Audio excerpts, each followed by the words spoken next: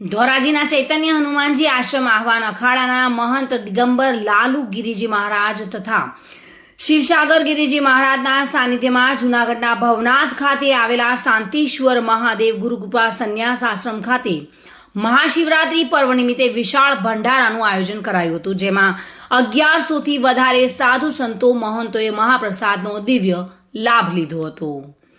આ પ્રસંગે દિગંબર લાલુગીરીજી મહારાજ ગુરુ શિવસાગરજી મહારાજના અધ્યક્ષતામાં જૂનાગઢ ભવનાથ ખાતે આવેલા શાંતિશ્વર મહાદેવ મંદિર ગુરુકૃપા સંન્યાસ આશ્રમ ખાતે વિશાળ ભંડારાનું આયોજન કરવામાં આવ્યું હતું ને જેમાં શિવરાત્રીના મહિમામાં સાધુ સંતોને ભોજન અને અન્ન ક્ષેત્રનો ખૂબ જ મહિમા છે। ત્યારે મૂળ ધોરાજી આશ્રમ ધરાવતા અને ધોરાજીથી માખિયાળા નવદુર્ગા આશ્રમ તેમજ ભવનાથ ખાતે શાંતિશ્વર મહાદેવ મંદિર ગુરુકૃપા સંન્યાસ આશ્રમના મહંત દિગંબર લાલુગીરીજી મહારાજને શિવસાગરજી મહારાજના સાનિધ્યમાં વિશાળ ભંડારાનું આયોજન કરાયું હતું। આ ભંડારામાં અખાડાના સાધુ સંતો મહંતો તેમજ વિવિધ અખાડાના મંડળ મોટી સંખ્યામાં સાધુ સંતોએ મહાપ્રસાદનો દિવ્ય લાભ લીધો હતો। આ સમય પૂજ્ય દિગંબર લાલુગીરીજી મહારાજ અને તમામ સાધુ સંતોનો ભોજન મહાપ્રસાદ ભેટ પૂજા કરી મહાપ્રસાદ આપ્યો હતો અને બાદ વિશાળ ગિરનારી ખીચડી મહાપ્રસાદનો પ્રારંભ કર્યો હતો, જેમાં હજારોની સંખ્યામાં